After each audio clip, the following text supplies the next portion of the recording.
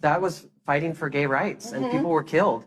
Nobody was killed at Stonewall. Nobody was killed. We all remember where we were the day that we found out Bendelacreme had decided to break the rules of production, using whiteout to write out her own name on a lipstick so that she could save Kennedy, Shangela, and Trixie from the possibility of going home. Some of us were happy for Bendelacreme for using the opportunity to sacrifice herself in a means to make a statement to the rest of the world that she was no longer going to partake in an act of giving production good TV through the suffering of eliminating other queens. Instead, a part of Bendelacreme snapped that day, where instead of going forward in a competition that she was most likely gonna win, she instead created a legacy where her ultimate elimination from her second run in the competition was symbolic as to why she was chosen as the Miss Congeniality of season 6, even though her decision was very controversial for what it meant for the rest of All Stars 3. Yet the road to Bendelachrist was a lot more than just that episode, so join me in learning more about the savior of queens herself. But before we start, please make sure to subscribe to the channel if you haven't already, and follow me on Twitter at GreenGayYT for updates on future content. Now, back to the video. Bendelacreme is what the drag gods would call a powerhouse contestant. Not often are we able to see someone that is not only good at pretty much any type of challenge from the show, but also to mold themselves in a manner where they always tended to come out doing a pretty good job with whatever was expected of her. Newer fans that come into the fandom don't have to rewatch older seasons for them to learn about the iconic queens or moments that people still talk about today. So to most of them, Bendelacreme has always been this memorable queen because of the shocking moment that she made in her self-elimination. But what did people think of her before she had a run on All Stars that to this day is very hard for any queen to replicate? Well, when season 6 was filmed was in the summer of 2013, with the cast being announced on December 6, 2013. Yet the first episode aired on February 24th, 2014. Yup, that's a whole 2 months and a half between the cast announcement and the season airing, which would be unheard of today, where usually the custom is for them to release the cast promo a month before the season airs. But back then there was no rival shows, so they could afford to have a long period of wait time between the promos. Along with that, even from the premiere party for the start of season 6, Bendelacreme was already showcasing her drag character in full force. Her delightfully high-pitched voice and energetic demeanor was almost like seeing a direct reflection of what we saw in the final edit of the episodes. Yeah, no, it was very exciting. It's so fun that it's finally out, and after 6 months of waiting, there's nothing more climactic than seeing it on your phone on your own couch. As we know, the 14 queens of season 6 were introduced with half of them competing on episode 1 and the other half on episode 2. Bendelacreme was among the first batch of queens to arrive, instantly being told that she gave off an older person vibe because of the way that she was acting so motherly to every single person that entered the workroom.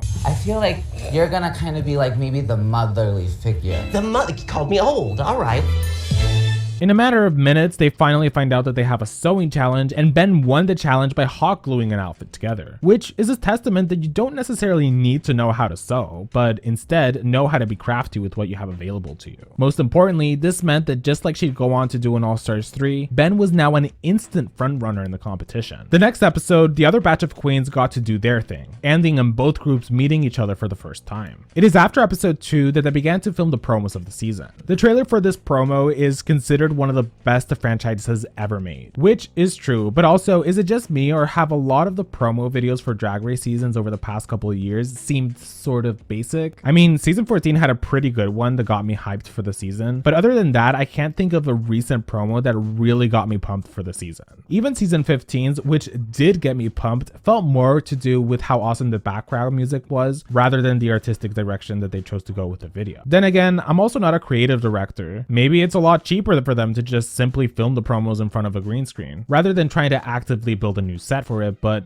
regardless. So by the time we get to episode 3 and the two groups have merged, 2 queens have already been eliminated. To me at this point, there's not much we really get to learn about Dela as a person. What we know is that she seems to have 2 personalities. One that she was showing while she was in her drag character, and the other being her real self, which she tended to only show out of drag, in either the workroom or untucked. But this would later create conflict as the judges began to feel that they weren't really seeing her vulnerability. On episode 4, we get to the Rusical challenge. Surprisingly, Ben to a degree almost won this challenge, landing in the top 3 for it, but being bested by 2 American Idol contestants, Adore Delano and Courtney Act. At this point, Ben was already showing her versatility. The first challenge was a sewing challenge, which she won. The second was an acting challenge, which she did really good in. And the third was a singing and performance-based challenge, which she almost might have won. And then we get to the Snatch Game, where she'd end up finding success yet again. What was most impressive about her Snatch Game was so many factors. First was her makeup, making her look very much like the person she was playing, but then you had her voice, which put it over the top. Mix that in with her quick wit and funny answers, and you have one of the most iconic Snatch Games of the franchise. Can you imagine such a thing?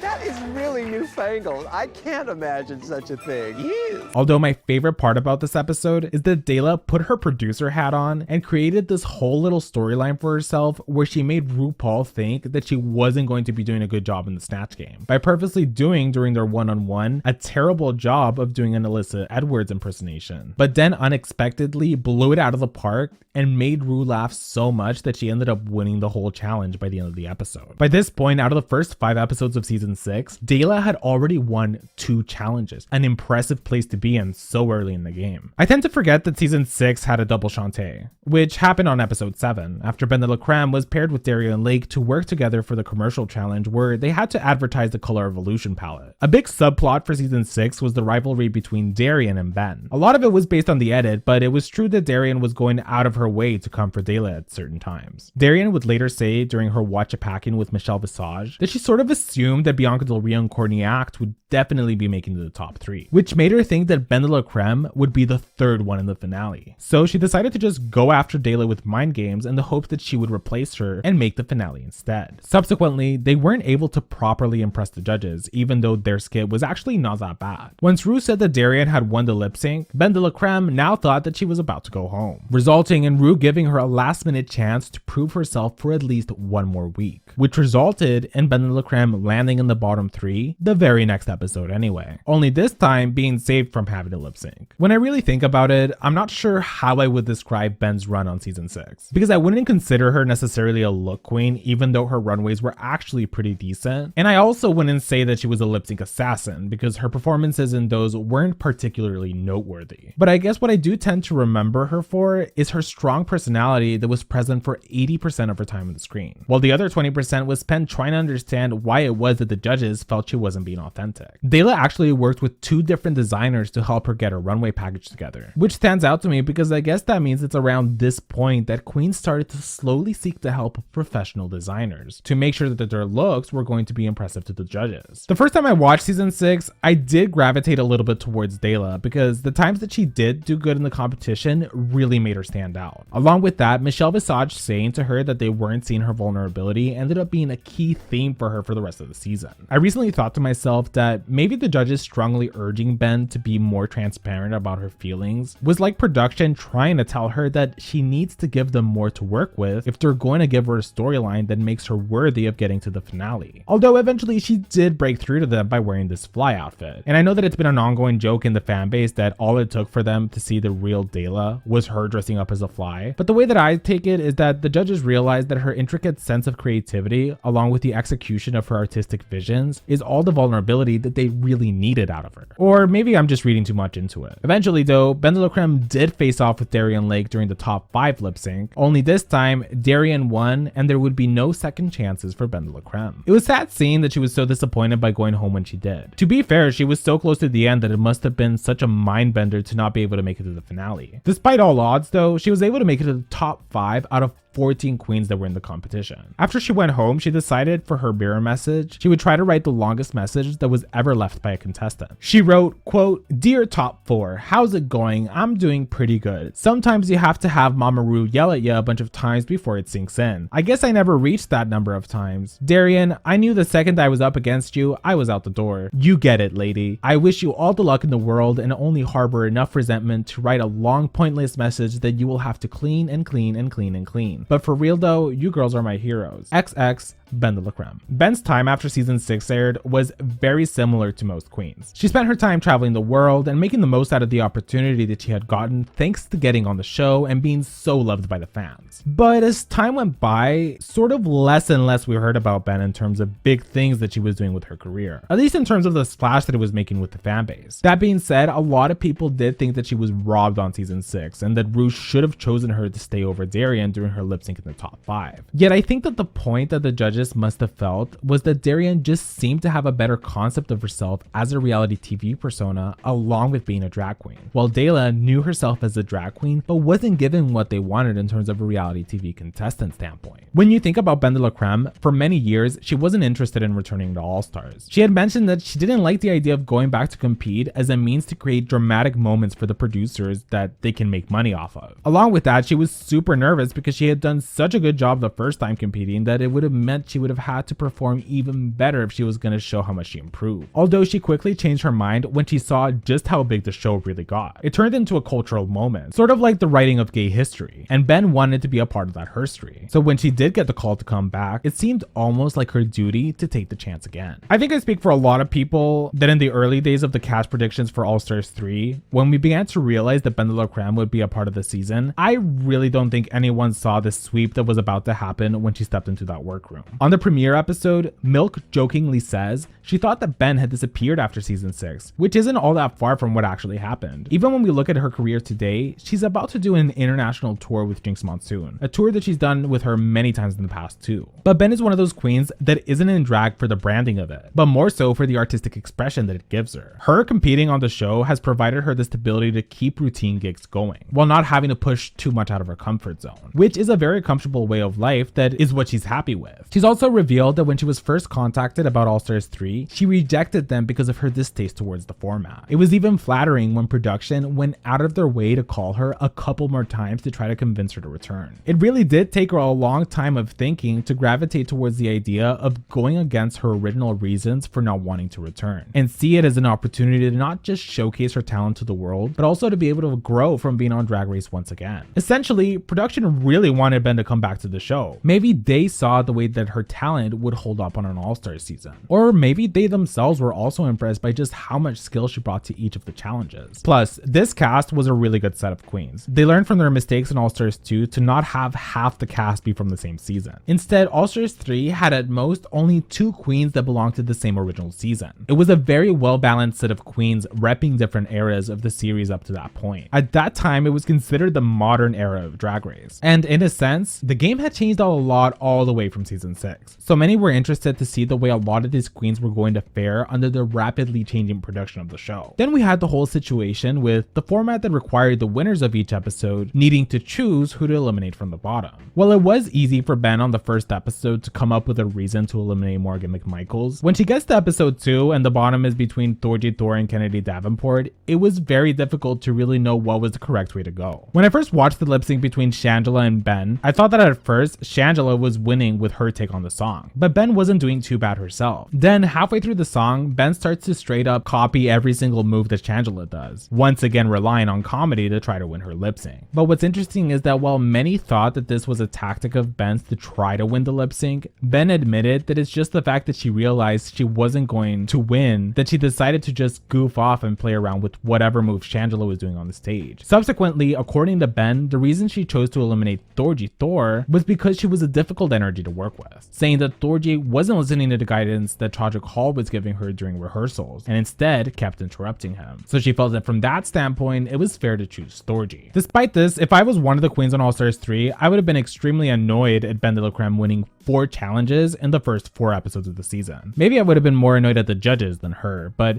it would have definitely been a big blow to the ego. That not only have you not won a single challenge, but now you have this queen that you didn't think would be as much competition having 4 challenge wins. So I can see why Trixie, who had 0 challenge wins by the time she was up for elimination for the first time, just started crying the moment she landed at the bottom. Like, how do you compete with someone who at this point has won half the episodes of the season? When I look at her trajectory on the challenges, it's hard for me not to agree with many many of the top 2 placements. I mean, for the talent show, I really did think that her routine was not only funny, but really clever, something that in a way was unexpected from her. On episode 2, clearly her role as Julie Andrews was one that had the potential to win. But she did end up living up to the performance that episode, so her being in the top 2 with Shangela made sense to me. Finally, episode 3, she once again was one of the best improv performances, falling second to only Kennedy Davenport, which is why they both were in the top 2. And yes, when we get to episode 4, you'd think production would have maybe at least tried to go a little bit out of their way to not place Ben within the top 2. But again, her Snatch Game performance was really hard to deny by the level of quality in the characterization. Her responses to his questions were great, and her interactions with the other characters were great. All I could think of at this point watching this season was that if anything was going to stop Ben from winning the crown, it was going to have to be the other queens in the cast, which is actually a pretty good subplot that I wish had been explored a little bit.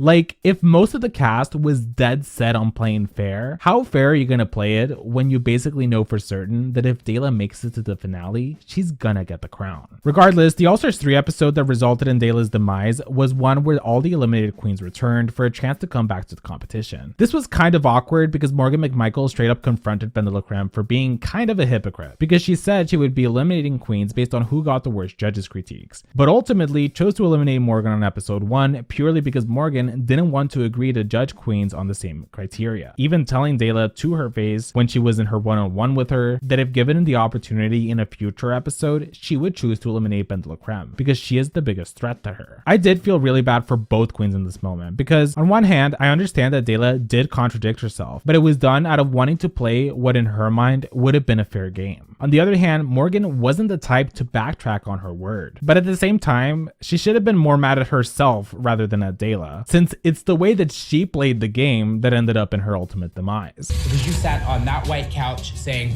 we're gonna do it the way the judges want and we're gonna be sisters, and then at the last minute you changed your mind. You have every right to do that. But for me, that makes you a coward. This subsequently left a bad taste in Dela's demeanor for the rest of her time in the challenge, because I can only assume she must have felt really bad having to confront the consequences of her actions, which was that out of wanting to play a fair game, she eliminated a queen that had a lot more to show, even though deep down she knew that in that moment, Morgan didn't deserve to go home. Yet, as I said earlier, Dela has this skill where she's able to constantly mold herself into whatever's going on around her. You'd think that after getting in her head because of Morgan's confrontation, that she would have ended up fumbling the rest of the challenge and doing a terrible job. Instead of that, she created a character that was based in itself as this gloomy gothic person that was always in a bad mood. Sort of like what was going on to her in real life. And the judges saw that too. But I feel like at this point, everyone was really gagged by the fact that officially Ben had once again landed in the top 2, winning 5 episodes out of the 6 she had competed on so far. What's funny is that despite previously feeling that Drag Race should focus on showing contestants' talents rather than pinning them against each other, she would end up giving us one of the most dramatic moments of reality TV history. Because after Rue announced that Ben had won the lip sync, she first revealed that out of the eliminated queens, she chose to bring back Morgan McMichaels. Which makes sense because Morgan was the one that got shafted the most out of the eliminated queens because she went home first. But at the same time, it also went against the idea of Ben's choices being based on track records. Because if we're being honest, the most fair thing would have been to bring back the queen that had just gone home, which was Aja, but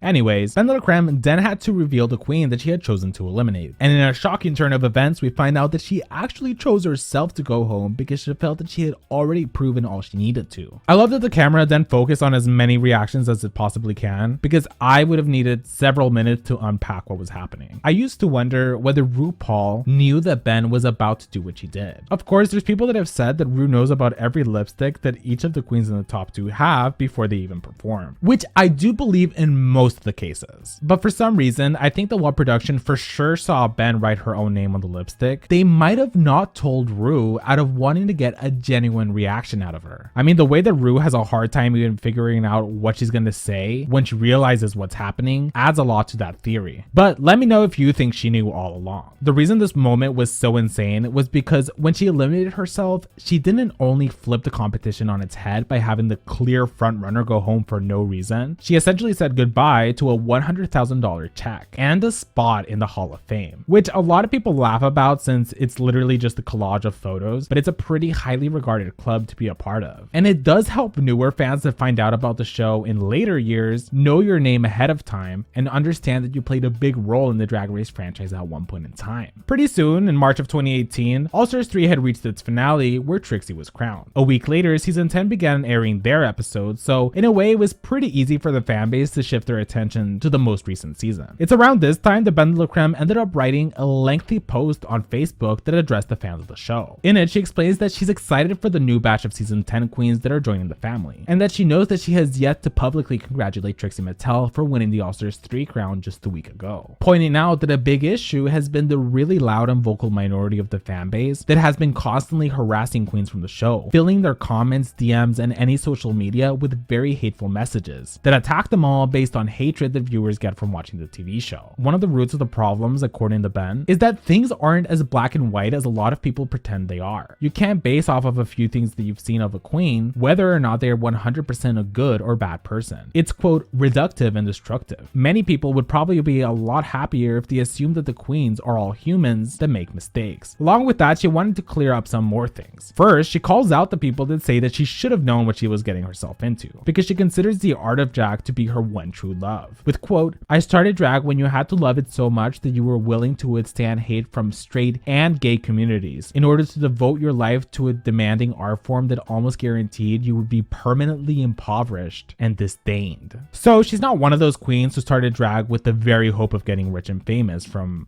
being on the show. She also says that while it's true that the show has provided queens with many amazing opportunities, that the culture surrounding it also brings some negatives. She then clears up a rumor, adding that she did not leave the competition for any mental health reasons, or because she wanted to help out the queens that were up for elimination by letting them go on competing. The reason she left the competition was because she was in a situation where she felt she was being forced to choose between success and doing what felt right. So she had an epiphany. She saw an opportunity to make a statement to the producers and in turn to the viewers too, which is to stop accepting what authority figures have told you have to do. You do not have to consent to compromising your values or personal boundaries. You do not have to push people down to lift yourself up, adding that society has indoctrinated us with certain beliefs at the cost of our own humanity. She understands that there's people that are pissed off for what she chose to do on the show, but that sometimes you have to question what you feel. She goes on to say that along with everyone else that she addressed, she is disappointed with the people that aren't able to look past what they saw on TV, actively ignoring the entire message of inclusivity and love that's spread throughout the branding of each episode. Essentially, to her, everything has sort of become about the drama of reality TV rather than the heart and talents of the contestant. People should instead use their energy to try and become more kinder to each other and not go for the negative perception right away, and instead view things in a more positive light. To finish off her really long post, she says that to those that say it was a terrible career decision, that anyone that comes close to winning $100,000 on Drag Race will most likely be able to easily make that amount from touring. Relevancy in the Drag Race world is based on how you connect with the audience rather than how far or well you did in the competition. She then congratulates many of the queens that competed on the season with her and hopes that fans can take what she says seriously and don't go on hating people for season 10, which mind you didn't happen, but still it's nice that she addressed it. Today, the effects of Bendelacreme's decision still reverberates with the fanbase. Even those that haven't watched the season know about its most shocking moment. It's also something that changed the trajectory of many careers that day. In a universe where Trixie didn't end up in the Hall of Fame, do we think her career would still have reached the level of success that it has now? While it's true that her winning All Stars 3 must have definitely provided her with special opportunities, I do think that just based on how much of a hard worker Trixie's been, that she still would have built up the empire that she has now. On the other hand, Bendelacreme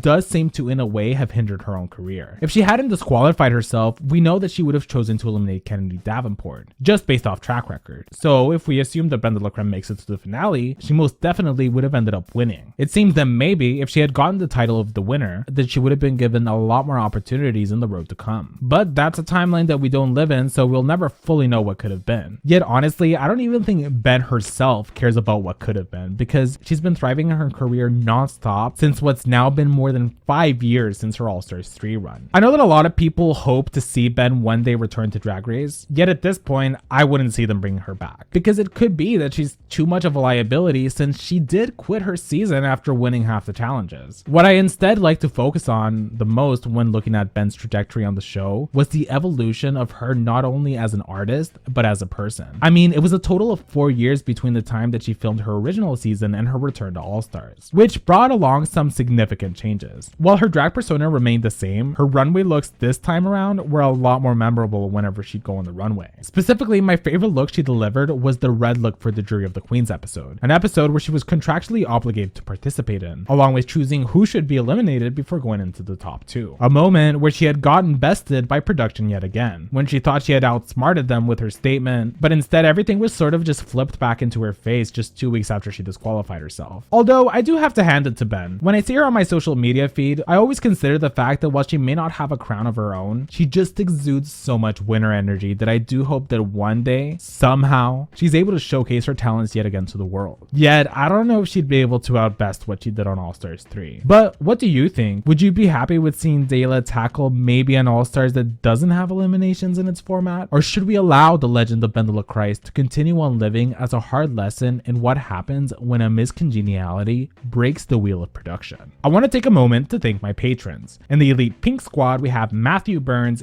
Gay Uncle, Wendell Norris Realtor, Tyler Hendricks MD, Poppers Alberta, Sari Tish, and Natasha De Leon. In the Green Squad, we have Azure, Cayman Rider Furry, Franny Fitchsticks, Edgar Allan Pup, O Nicole, The Only Sean, IJS, Jade Lee, Ashley Ivy, and not a punch, but a keek. If you'd like to see your name on the screen, you can support me on Patreon. The link will be in the description. Thank you guys so much for watching this video. Please subscribe to the channel if you haven't already. Follow me on Twitter at GreenGayYT. Follow me on Instagram at itsGreenGay for updates on future content, and make sure to leave a comment telling me what you guys thought about this topic. I'm really happy I was able to get this video out for you guys. I know that the holidays are approaching, so hopefully you guys all have plans with either your family or friends. I also just want to say that I tend to read a lot of comments, but feel free to give me suggestions on new video ideas. Even the most random ideas can sometimes give me inspiration to make a funnier script for my more sillier type of videos. Anyway, I'll see you guys next time.